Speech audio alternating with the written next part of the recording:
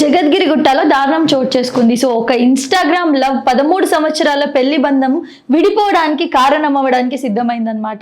So ఏంటి మరిన్ని విషయాలని కూడా మనం క్లియర్గా డీటెయిల్స్లో మాట్లాడుకున్నట్లయితే, శ్రీధర్ కరీంనగర్కి చెందిన వ్యక్తి, కళ్యాణి ఖమ్మంకి చెందిన వ్యక్తి. సో వీళ్ళిద్దరూ ఒక రాంగ్ కాల్ ద్వారా పరిచయం అయ్యారు. పరిచయమైన తర్వాత మాట్లాడుకోవడం వల్ల వాళ్ళకి కొంచెం ఆ రాంగ్ కాల్ కాస్త ప్రేమగా మారింది. ప్రేమగా మారిన తర్వాత ఇద్దరు కూడి పెళ్లి చేసుకున్నారు.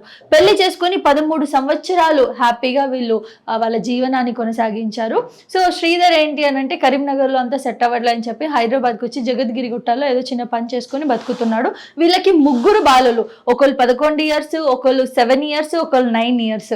సో ముగ్గురు వీళ్ళకి బాయ్స్ అయితే ఉన్నారనమాట, పిల్లలు. సో ఈ క్రమంలో ఏంటి అని అంటే, వీళ్ళ భార్య కళ్యాణి ఎవరైతే ఉందో తను ఇంట్లోనే తరచుగా ఉంటూ ఉండేది.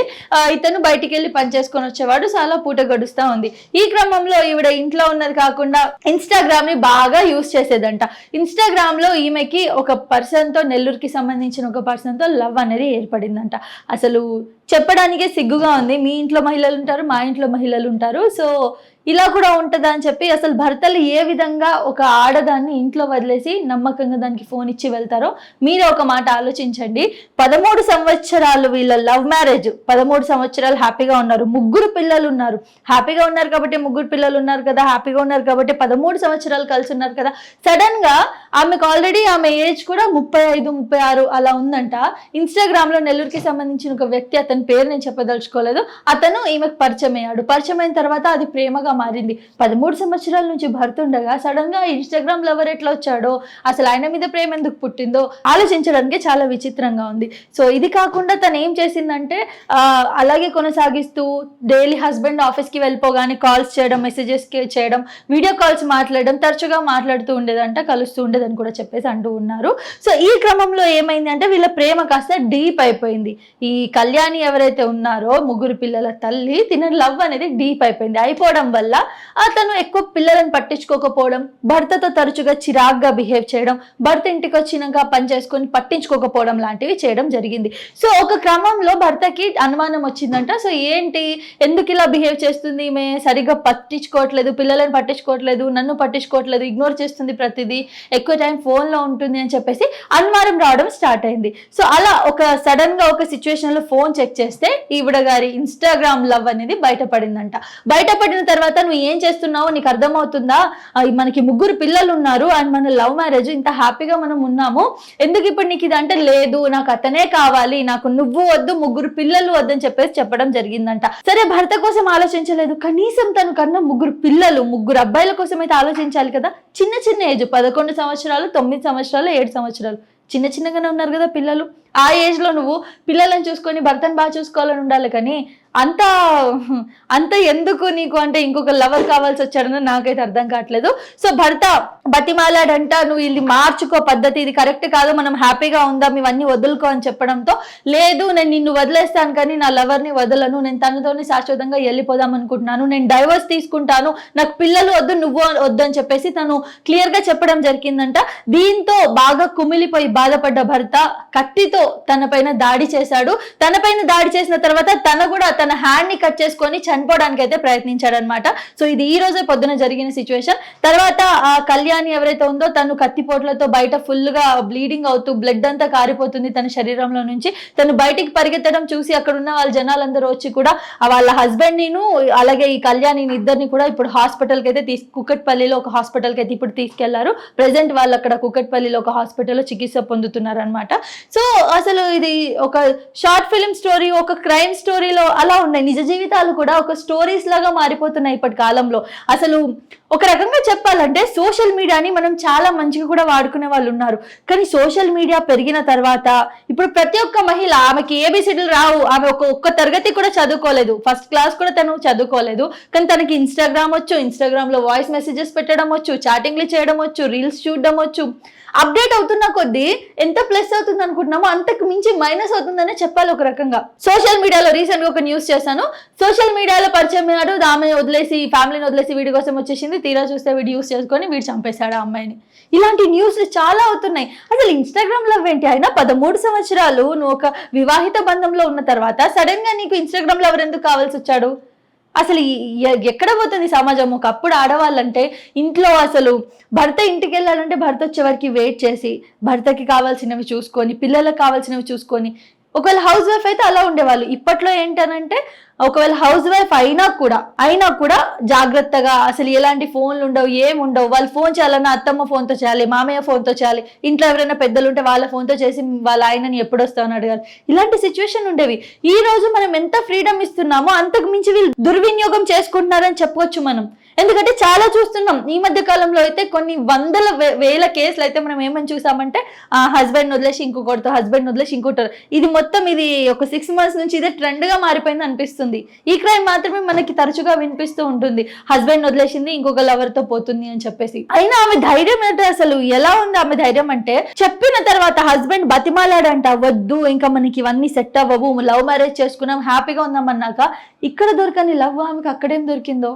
అంటే కొన్ని రోజులు ఉంటూ ఉంటే మనిషి వద్దనిపిస్తుందా?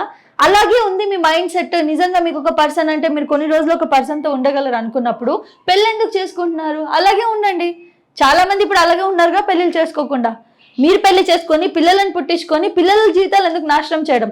ఇప్పుడు ఈవిడ పోయి హాస్పిటల్లో పడింది, అతను బాధ తట్టుకోలేక, కోపం తట్టుకోలేక, తను కన్విన్స్ అవ్వట్లేదు అన్న ఒక రీజన్ కి కత్తితో పొడిచేశారు, తను పొడుచుకున్నాడు, హ్యాండ్ కట్ చేసేసుకున్నాడు. మరి పిల్లల పరిస్థితి ఏంటి? ఇప్పుడు అమ్మ నాన్న ఇద్దరు హాస్పిటల్ కి చేరారు, ఆ 3 పిల్లల పరిస్థితి ఏంటి? ఇక్కడ వాళ్ళ కాదు, వాళ్ళకి ముందు వెనక ఎవరు లేరు. ఆవిడ ఖమ్మము, ఈయన కరీంనగర్. మరి ఇప్పుడు ఇక్కడ ఎవరు లేరు కదా, ఇప్పుడు 3 పిల్లల్ని ఎవరు చూసుకునేది? వాళ్ళ బాధ్యత ఎవరు తీసుకుంటారు? సో మీరు మీ సుఖాల కోసం, మీ అవసరాల కోసం పిల్లలను కానీ అలా రోడ్ల మీద వదిలేకండి. నిజంగా మీకు మైండ్ మారుతుంది అనిపిస్తే అసలు ఫస్ట్ ఆఫ్ ఆల్ వాడిని కూడా, ఇన్స్టాగ్రామ్ లవర్ ఎవరైతే ఉన్నాడో వాడికి సిగ్గు, శరం, లజ్జ కొంచెమన్నా ఉండాలి. అసలు 3 పిల్లలు ఉన్న తల్లిని వాడు ఎందుకు లవ్ చేస్తాడు? లవ్ చేసి వచ్చేమని ఎలా మోటివేట్ చేస్తాడు? మీ ఇంట్లో అక్క చెల్లెలు లేరారా? మీ ఇంట్లో అక్క చెల్లెలకు కూడా అదే చెప్పు, మొగుడిని వదిలేసి మీ నాన్న మీ అమ్మకి చెప్పు, మీ నాన్నని వదిలేసి ఇంకొకటితో పొమ్మని. సిగ్గుశరం ఉండాలి అసలు. 3 అమ్మాయిలు 3 పిల్లలున్న ఒక అమ్మని నువ్వు ఎలా ప్రేమిస్తావు? ఉమెన్ ఆమె, ఒక ఆవిడ, 3 పిల్లలు ఉన్నారు తనకు వాళ్ళ గురించి ఆలోచించాలి కదా. ఏం చేసుకోవడానికి అసలు ఇవన్నీ? ఇలాంటి వల్లనే క్రైమ్స్ అన్ని అవుతున్నాయి. ఫస్ట్ ఆఫ్ ఆల్ నిజంగా సోషల్ మీడియాని బ్యాడ్ గా వాడుకుంటున్న వాళ్ళకైతే నిజంగా అసలు ఏ విధంగా అయితే తీసుకెళ్తుంది సమాజం అనేది అయితే అర్థం కావట్లేదు. కొందరు ఉన్నారు సైంటిస్టులు, మంచి రోబోటిక్స్ అని, అవ్వని ఇవ్వని, ఏ అని ఎంతెంత మంచి మనకి జనరేషన్ ని మొత్తం అప్డేట్ చేస్తూ మంచి టెక్నాలజీని ఇస్తూ ఉంటే వీళ్ళు ఇన్స్టాగ్రామ్ లో లవ్ చేసుకొని భర్తను వదిలేస్తా, పిల్లల్ని వదిలేస్తా అని చెప్పి అసలు సిగ్గొచ్చేట్టుంది ఈ న్యూస్ అయితే. నిజంగా నాకు అనిపించింది అసలు అమ్మాయిలే బెటర్ ఏమో ఒక రకంగా చూసుకున్నట్లయితే. పెళ్ళైన వాళ్ళందరూ కూడా ఏదో ఒక్కరిద్దరు చేశారని చెప్పి అదే విధంగా భర్తగించిపోతున్నారు. ఒక సిచ్యువేషన్ లో అసలు ఒక మనిషిని కన్నెత్తి చూడాలన్న భయపడే వాళ్ళు ఒక సమాజంలో. అంటే మనం అప్డేట్ అవుతూ ఉంటే ఈ ఆడవాళ్ళు కూడా ఎక్కువ అప్డేట్ అయిపోతున్నారు అనిపించింది. అప్డేట్ అవ్వడం మంచిదే, కానీ రాంగ్ వేలో తీసుకోవడం తప్పు.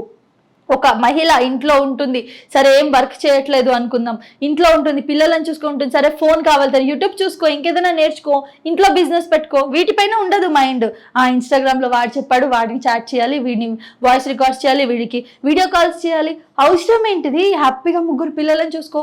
ఇష్టపడి వచ్చావు కదా, లవ్ మ్యారేజే చేసుకున్నావు కదా. ఒక రాంగ్ కాల్తో ఒక రాంగ్ కాల్ వచ్చింది, బై మిస్టేక్ లో ఒక కాల్ పోయింది, అయిపోయింది, కట్ చేసేసి వదిలేదు.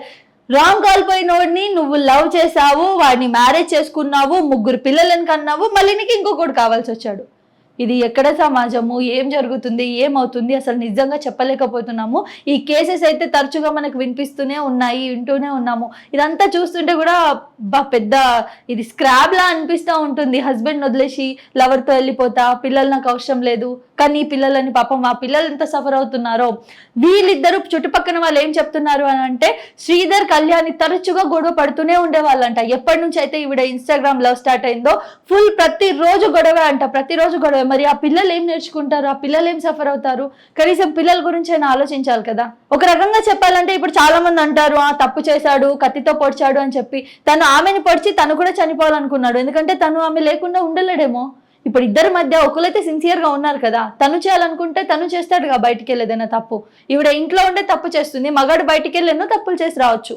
ఈవెన్ మనకు తెలియదు వాళ్ళు చేయాలనుకుంటే, ఎందుకంటే వాళ్ళు బయటికి వెళ్తారు, డే అంతా బయట ఉంటారు, పనిలో ఉంటారు. మనం ప్రతిసారి కాల్ చేసి అడగం కదా ఎక్కడున్నావు, ఏం చేస్తున్నావు, ఎవరితో ఉన్నావని. వాళ్ళు చేయొచ్చు. ఈవిడ ఇంట్లో ఉండే తప్పు చేసింది, తను బయటికి వెళ్ళినా కూడా పర్ఫెక్ట్ గా ఉన్నప్పుడు ఆ బాధ అనేది ఖచ్చితంగా ఉంటది. కత్తితో పొడిచాడు అంటే ఖచ్చితంగా ఆ పెయిన్ అతను భరించలేకపోయి పొడిచాడు.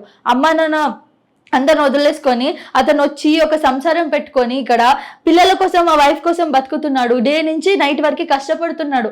కష్టపడి 3 పిల్లలను చూసుకుంటూ 3 పిల్లలను చదివించుకుంటూ వైఫ్ కి కావాల్సినవన్నీ తీరుస్తున్నప్పుడు వాడికి బాధ అనేది ఖచ్చితంగా ఉంటుంది. సో ఈ కేసు అయితే నిజంగా నాకు చాలా అంటే చాలా దారుణం అనిపించింది. అసలు ఈ ఇన్స్టా లవ్లు, అక్రమ సంబంధాల వల్ల భర్తలను వదిలేయడము, ఇదంతా వీళ్ళు ఎప్పుడు స్టాప్ చేస్తారో అర్థం కావట్లేదు. మరి ఈ న్యూస్ గురించి మీరేమనుకుంటున్నారో కామెంట్ రూపంలో అయితే తెలియజేయండి.